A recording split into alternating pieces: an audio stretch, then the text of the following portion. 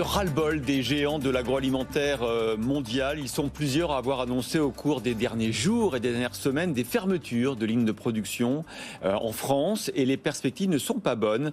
La faute évidemment aux tensions avec les distributeurs pour les négociations commerciales et à la progression des marques de distributeurs. Pauline Tadevin.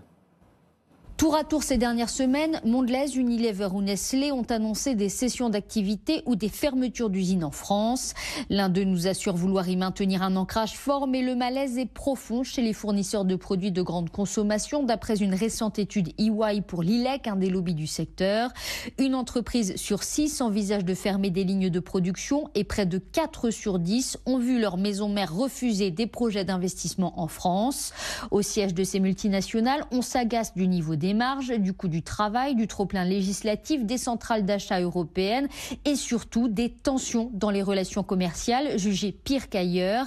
Si bien que plus d'un mois après la date butoir des négociations, une partie des contrats ne sont toujours pas signés avec l'une des grosses centrales, d'après une source.